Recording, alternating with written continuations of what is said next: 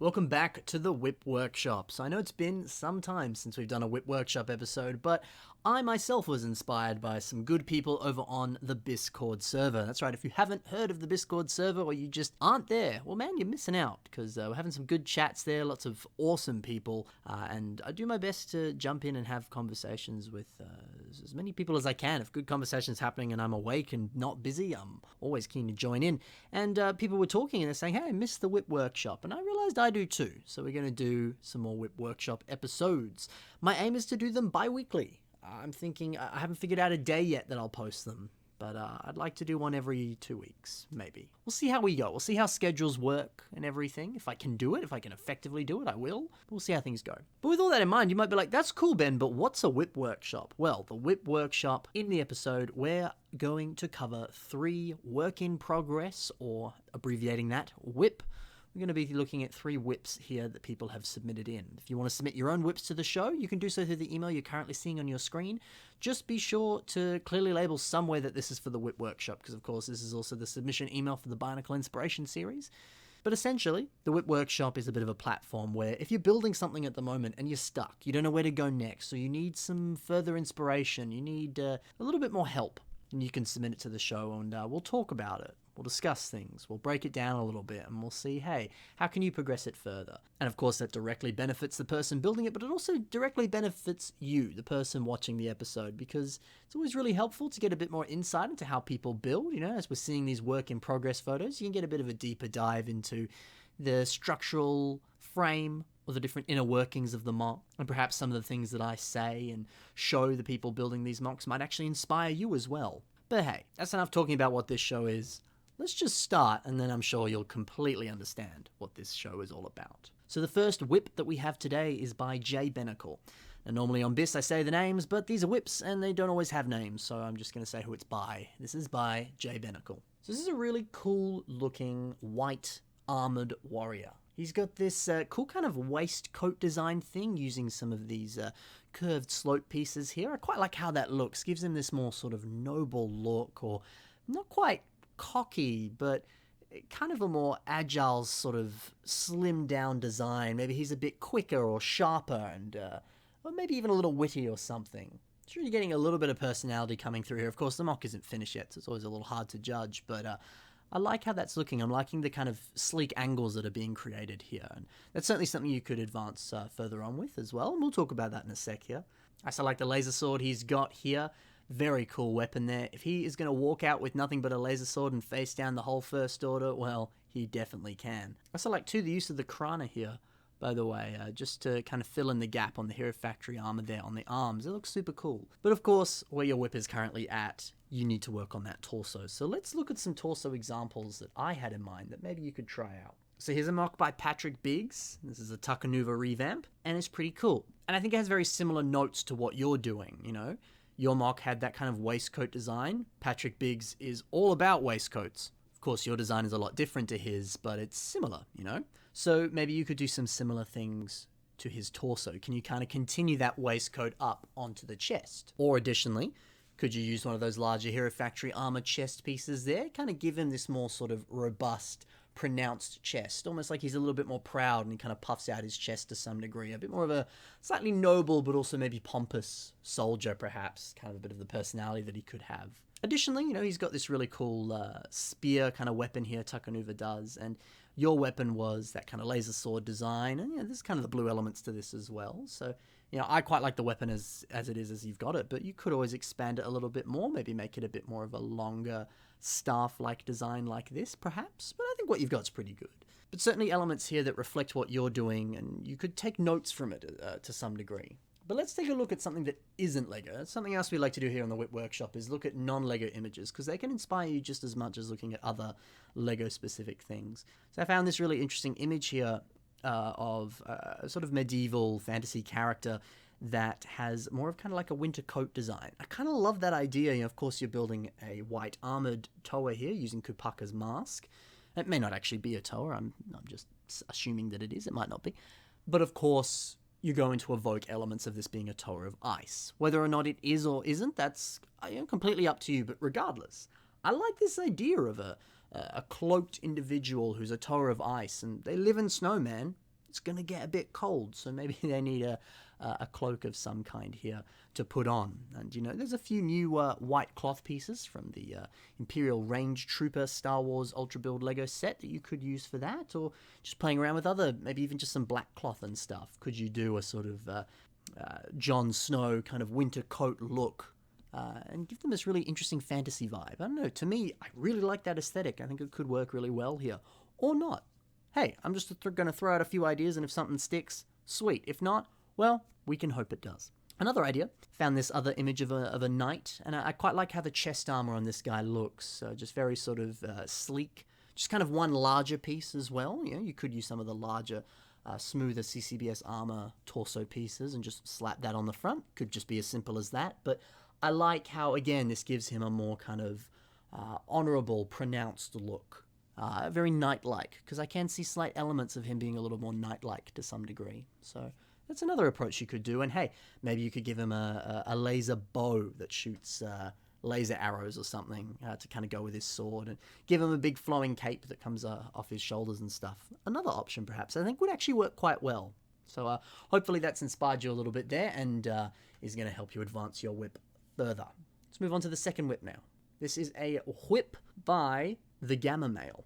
So we got a bit of a centipede look going on here, which is cool. Centipede's a very unique thing. You see a lot of humanoid MOCs, and so it's always nice to see more Rahi-based stuff from weird shapes and sizes, and making something like a centipede or a millipede, I guess. Yeah, technically, who knows? Is unique and different, and that's always cool to see. I like, too, these repeating elements here. You've got these multiple sections. It's always nice to just focus on one section, right?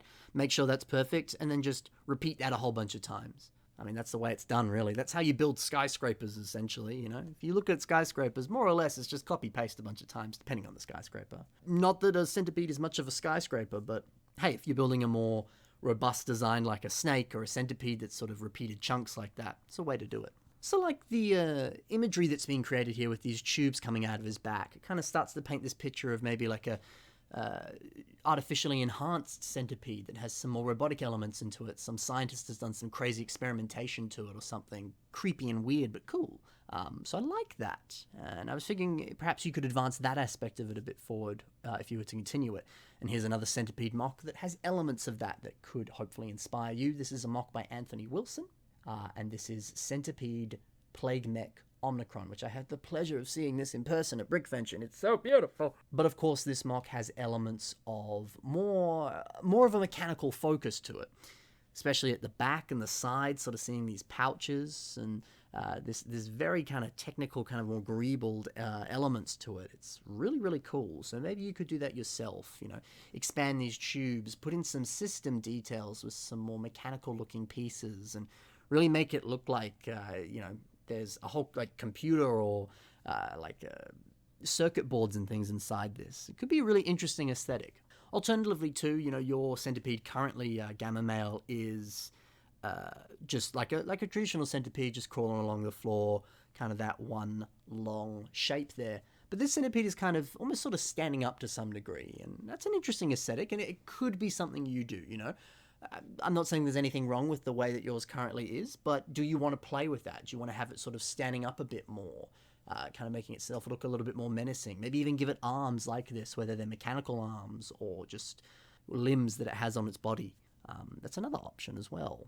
Additionally, here's another mock by Duncan Lidbow, and it's called Loathsome Worm. So I like that this uses a whole bunch of different kind of claw pieces and teeth and things, and it gives it this real, very much like a centipede look, that it's got all these little different legs and creepy crawly things that gives it a very bug-like aesthetic. So that's something else you could implement too, is using a bunch of tail pieces or claws and things and just putting them everywhere, whether you're giving them a lot of legs or just kind of weird appendages and things. It can help to communicate that bug-like aesthetic. I also like that this mock kind of has a very pronounced head with the kind of 4 teeth kind of coming out that just looks really nice. But I also like the pincers that it's got. Kind of, kind of combining it almost with a crab to some degree, but that kind of Lovecraftian thing's always really cool, kind of combining multiple animals and things together. And I just like the design of these pincers here. You could do something very similar on your centipede mock. It's something to consider at least. It is taking it out of the realistic realm, and maybe that's the aesthetic that you want to go with. But hey, see what works. something to play around with. And also, if you do build this centipede, you can take a brilliant photo, much like Duncan has done here, where he's been digging in the garden and found this centipede, and he's, oh, it's gross. It's a very, very fun photo, and hey, something you could do as well. So there's a few ideas for some centipede stuff. Hopefully that helps. If it doesn't, cool. But hey, it's something to at least be thinking about. I forgot to say, by the way, all three of these submissions, or these WIPs that we're talking about here, were sort of older submissions back when I did like episode 1 and 2 of the WIP Workshop. All three of these guys might have finished these MOCs by now. I don't think so. But if this is the case, hey, maybe it's time for a version 2. But also, be sure to submit stuff to this show, because that's the thing. You need to submit it. I can't do the episodes unless there's submissions. So, yeah. Submit away your WIPs, and then I'll put them on the show. Anyway, on to the final MOC now. And this is by Construction Diva. And it's a pretty cool WIP. It's kind of got these forearms here. Love a good forearm design like that. Forearm was a great alien in Ben 10. So it's always cool to see other four-armed created characters. It's always nice. I also like the use of some of the pistons on the arms here, these actual like piston pieces that came on Technic sets that have that kind of spring in them.